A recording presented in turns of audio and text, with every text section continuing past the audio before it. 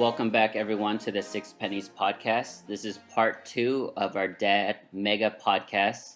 We have Six Pennies, myself, Jonathan, and Timmy on the line, but we also have Halu, Titus Lamb, and Alex Van giving us their 2 cents about raising their children and what that may entail. Yeah, so we briefly mentioned each of y'all's wives. During the raising of the kid, it takes more than just the dad, obviously. What has been like the biggest point or source of disagreement during the raising process? Like what have you guys disagreed on, and then like what was the biggest fight you guys had? Dude, this is gonna get us in trouble. It's all right, man. It's okay. They won't listen. Yeah. Let's start with Mock. Let's start with Mock. Yeah, for us it's kind of still going on. We had disagreement about setting up baby gates at home. She wants to, and I don't. That's pretty much the end of it. And we have stairs, so we have a 2-story house. So we're talking about having to set up gates at the top and bottom of the stairs, which is really annoying and I don't know, just Annoying for you. Annoying for me. Yeah, I think they work well right now without having to stud the wall or put screws into the wall, and she's just she's probably right, but it's just a pain. Like, it makes me setting up these gates makes me want to move back into 1-story and just leave this house behind, even though we've only been there for like a year and a half. So that's for us. We're still trying to figure it out. I mean, at the end of the day, she's gonna win the argument, so I just need to start looking for some good drywall studs for support. Lex, what about you? You and Karen fight often? That wasn't the question. Fight often regarding Noah? It changed. So I would say the biggest thing that we talked about, it's not necessarily something we fought about, but something that we found kind of interesting. So the way that so we also have a dog. Her name's Samantha, and the way that I treat Samantha has always been very patient and kind, and so we automatically thought that was going to be how it translated with Noah. But comes to turn out, or in reality, what happened was with Noah, I seem to be less patient with him. And I get more irritated at him. I don't know if it's because of the lack of sleep or what, but that was something that I didn't even know that I was doing. And so, Karen had to sit me down, and we had real talk. And she's like, "How come? Why are you more patient with Samantha than you are with Noah? Noah's your son." And it's just something that was. For me, it was just eye-opening because I think I didn't realize I was doing that, and it was something that really convicted me. And so ever since then, I've been trying to be a little bit more patient with Noah, especially when he's being fussy or not wanting to eat. Those things can chip at you every day, but like with your dog, they're always happy to see you, and they don't really talk or cry or anything, so I guess it's a lot easier to be patient with them. But yeah, having a baby is a whole different ballgame. Do you think it's because you expect more from Noah because he is your son and he's like, you made him, and so you're like, why can't you get this? I mean, I think there is that expectation of, hey, this little baby is a person, right? And so at some degree I should be able to rationalize with him, but that's frustrating when you can't, and you have that expectation that you can. Whereas with the dog, you automatically assume that they can't understand anything you say anyways, and so you can't have that same expectation. Yeah. Timmy, so I know you're not officially a dad yet, but you and Sharon have gone through almost 9 months, I guess, of pregnancy. Have you guys already had disagreements about how you're gonna raise your new baby boy? Not really about that. I think the biggest thing has been around buying stuff. And you guys talked about getting all the expensive things and, a lot of unnecessary things. I think there's definitely been more than one instance where there are things to purchase that I do not want to purchase because I just think they'll be useless. That's about it. Okay.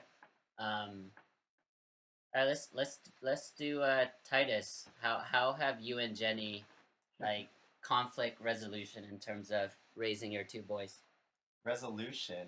That's definitely a different question.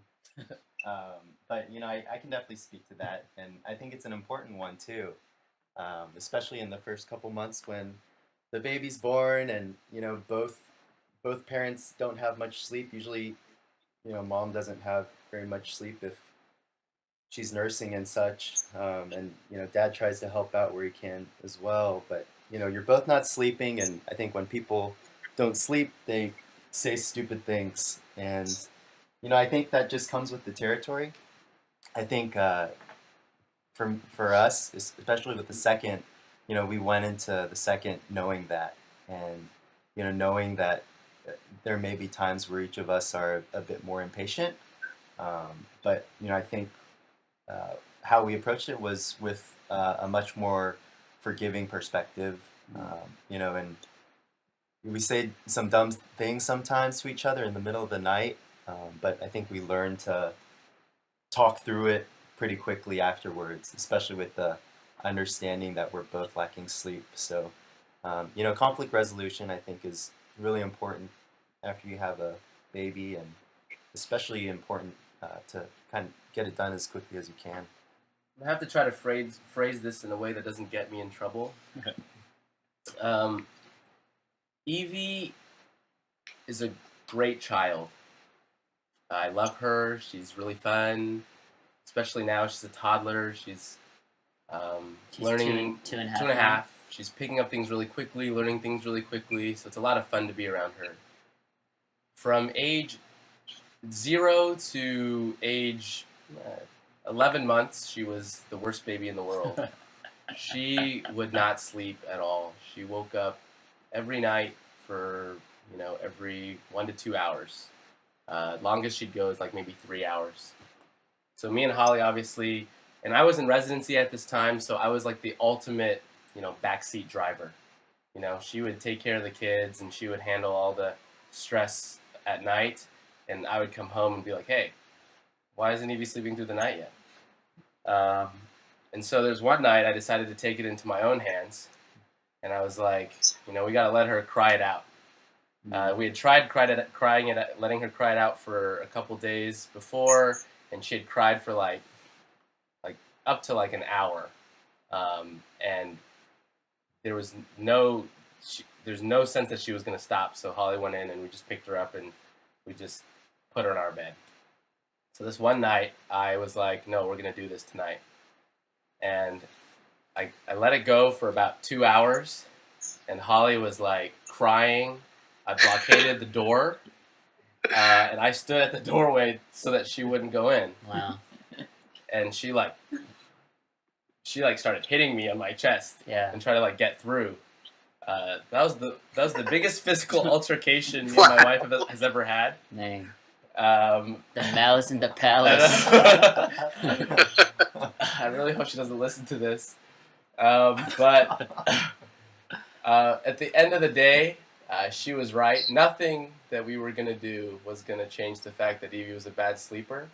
And now, she's 2 years old. She sleeps through the night. And for those out there who have children who don't sleep, whether it be 2 years old or 18 years old, at some point they're going to sleep through the night. You shouldn't sweat it. I think bad nights are just part of the ballgame. It's part of the job. Gotcha. Yeah, so I want to piggyback on the wife angle. Obviously life has changed completely. Now you have a baby that you have to prioritize, or babies you have to prioritize. So it's not only about you and your significant other anymore. But I want to ask, when was the last time you guys did just you and your wife go out on a date, or when was the last time you two traveled alone together? I'm going to start with Titus. So we actually did get to go out on a date about 2 weeks ago, and Oh, wow. We hit up the Alamo Draft House. Definitely a shout out there. But they've got this thing where during the day, you can bring your kid, or baby, and they'll turn up the lights, they'll turn down the volume, and you can basically watch any movie you want, get the same level of service. So I don't know if you consider that a date, but for us it was just a good chance to get out of the house and do something different. Yeah. What about you, Lex? For us, the last time we had a date was when Kung Fu Panda 3 came out, which was actually, I believe, sometime in January, a few months ago. But that was something that my wife really was looking forward to, and I guess I can say I was looking forward to as well. We're both big Kung Fu Panda fans, and so we had probably scheduled this like 3 months before the movie actually came out, and we knew exactly when the release date was, and so we arranged for a 3-hour block where we could go eat and go watch a movie, and we had a babysitter come and watch Noah. So, did you really appreciate that night, just having 3 hours alone to yourself? Yeah, it was really nice. But honestly, I think I would have rather just taken a nap. Do you think Karen would feel the same way? I think so. Nice. What about you, Hal? I know you've had a lot of life transitions recently because, like you said, you just moved from North Carolina back to Texas. You're still doing the doctor things. You're working crazy hours. When was the last time you and Holly spent some time alone? I think last time was about a month ago. Okay. We went out to eat we went out to just get dessert together for like an hour while the parents watched the kids. But yeah, hours have been crazy, and so we don't really plan on going out for movies and stuff because Holly doesn't like watching movies with me during the times I have off because she feels like she doesn't have time. Like we're just watching a movie, we're not like interacting. So she likes to have like face-to-face time and like talk about our feelings and stuff, which is really difficult to do sometimes when all this stuff is going around. So would you say her love language is words and... Yeah, definitely. And so I think like it's more important to her when not really about like going on dates, but like maybe at the end of a busy day that I spend some time just sitting without my phone or the TV on talking to her. So instead of reading about fantasy football. It's off season. It is the off season right now. The back-to-back ships. Nice. Mark, what about you? When was the last time you and Ophelia hung out? So I think the biggest thing for us, like pre-parenthood and post-parenthood or into parenthood, is you just learn to do everything really efficiently, and you learn that you'll always find times for the things that are important to you. So one of my New Year's resolutions this year was to kind of make sure that we had a more consistent date night that we have had in the past. So in the past, when you don't have kids, you can just do things spontaneously. For us now, like the biggest change, like time-wise, is just harder to find time to go out to watch a movie anymore. But whereas, now there's harder. It's much more difficult to find time to go out to watch a movie. Whereas before, you can go.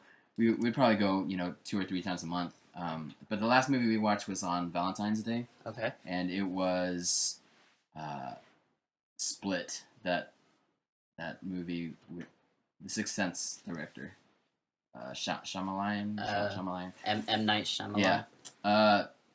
Wasn't great, but she wanted to watch it, so that's what we watched. But yeah, well, she's really into superhero movies, so Logan's definitely on the list as well coming up. Cool. So I know, Titus, you have 2 boys. Lex, you have 1 boy. Mock, you have 1 boy. And out of like all our friends, they all have boys except for Hal. He has 2 girls. With that being said, how are you wanting to have more kids? Have you and Holly decided on a number you guys want to end at, or do you think 2 is good enough? Oh man, this is a very difficult question. I don't think we've thought too much about it yet. Annabelle is just 4 months old, so we're definitely not thinking about having another one right now. I do, in my heart of hearts, really want a boy. Mm-hmm. And if Titus had been up for it, I would have been down to trade our second one. But I don't know. I don't know what's worse, having 3 girls or not having a boy. So that's something I'm gonna have to weigh. Man, I just feel sorry for Annabelle right now because earlier you said you didn't have a name for her until the day of, and then when She's on the trading block. when she's on the trading block, you also didn't have very many emotions when she was born. So But I did name my fantasy football team after her this year. I like it. And I we like, won. yeah. Okay.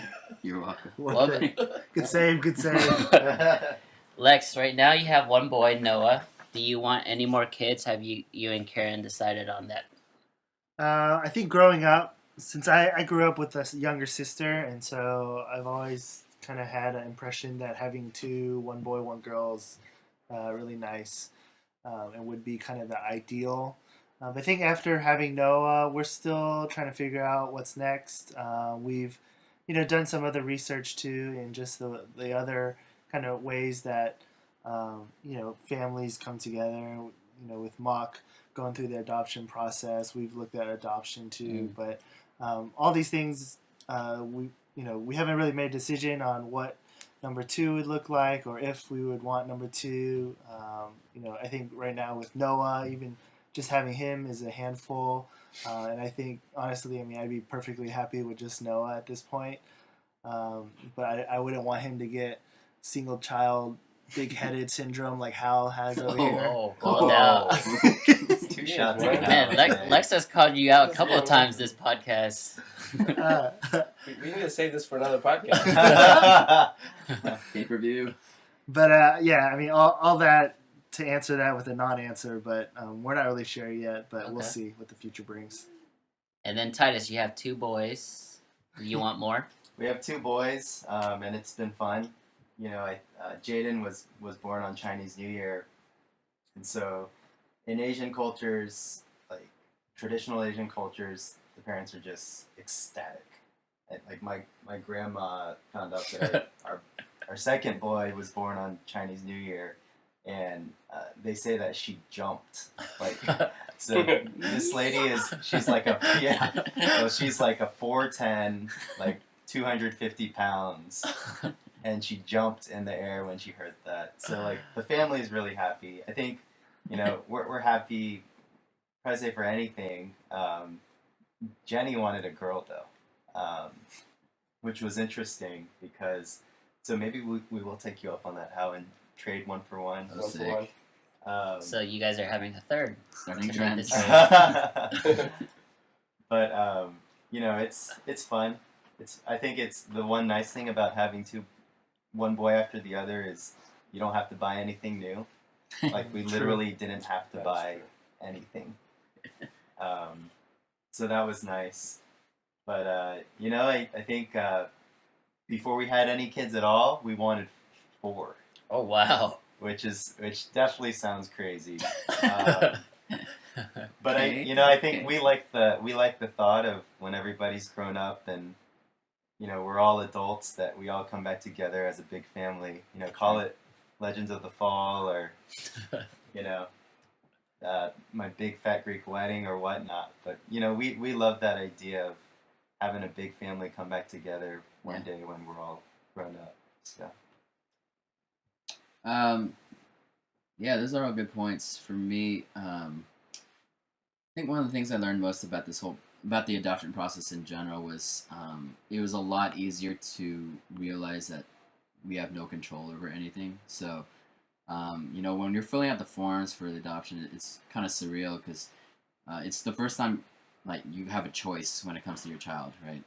Like everyone else, they don't get to fill out these forms about what what gender they want, what ethnicity, whether or not they'd be okay with any deformities or handicaps. But so yeah, that part of the process was just we kind of realized that it's not in our hands, it's all in God's hands, and kind of whatever comes along, whatever He provides for us is going to be in His plan. So kind of bringing that along to answer your question, I think we're just gonna kind of wait and see. We haven't made any concrete plans yet about whether we want to adopt again or do a domestic adoption versus international or whatever it might look like. But we know so my number one fear before was I was just worried about the timing. Like I didn't want to be like an old dad, but I think that's been kind of the biggest thing I've learned. Is it's kind of embarrassing to look back on now and just be like, why was I rushing all this stuff? But the way everything turned out was, I think, just perfect. Cool. So are you guys gonna put any of your kids in sports, or what kind of extracurricular activities do you want to put your children in? I'm just gonna leave it open, and you guys can just jump in. We're still talking through that as well. Because Levi's a big boy. yeah. So right now Levi's like 95 plus percentile for height and weight, and actually as we speak right now, I think he's out there bullying all the other kids in the living room. But Ophelia has a really bad view of contact sports, so she doesn't want football. He's rivals number one. He doesn't. Yeah, she doesn't want him playing football or contact sports. She wants him doing like chess and stuff like that, which isn't really a sport, obviously. How do you feel about that? Well, my whole thing is we'll wait and see what his growth chart looks like. Because I mean, if he. So I told her, if he's the biggest one out there, then he's not going to be the one getting hurt. He's going to be the one hurting other people, if anything else. So maybe that'll kind of soften her stance a little bit. But for sure, soccer and basketball, I think. Maybe golf. I think golf is the moneymaker. But especially if you're a girl, like how golf for sure. Yeah, how you have two girls. I know you talk about how unathletic Evie is all the time. Already? What? Evie is pretty unathletic. Come on. Are you gonna put them in anything? She's pretty unathletic. I think Annabelle's gonna be more athletic than Evie. For sure. Moving yet. No, she can't throw like anything. There's boys in her there's boys and girls in her church Sunday school that are younger than her that can throw farther than her. It's okay. I've resigned myself to that. Soccer doesn't need to throw. She can't kick either. That's all right. But I think golf is something I definitely try to get them into. Yeah. Go get those women's scholarships, man. Yeah, exactly. Sitting out there waiting. Exactly. What about like music or anything like that? Yeah. I mean, I'm not very musical myself, but my wife is pretty musical. I'm sure my wife wants to teach them piano and that kind of stuff. I don't know. I'm okay. As long as they turn out to be good people, I don't really care what they do. What about you, Lex? Noah already plays piano, right? Saw him playing the other day. He grew up playing piano out of the womb. Yeah, the other day he was went behind. We were at church and he ran to the drum set too, and he started banging on the drums. Oh, jeez. I mean, I think from a musical standpoint, I mean, since Karen is a piano teacher, we're definitely gonna put him into piano at a certain age, and then if he wants to go to some other instrument later on, we'll give him that option. But he's probably not going to have a choice whether or not to do piano. Poor guy. At least at a young age. But what we've decided is we're not going to have Karen teach him. We're going to outsource that so that mom is mom and mom isn't the piano teacher. Huh. Good choice. So in terms of sports, I think, we want him to play some sort of team sport. And so we've talked about soccer. Mm-hmm. I played that growing up at the YMCA, and everyone was a winner.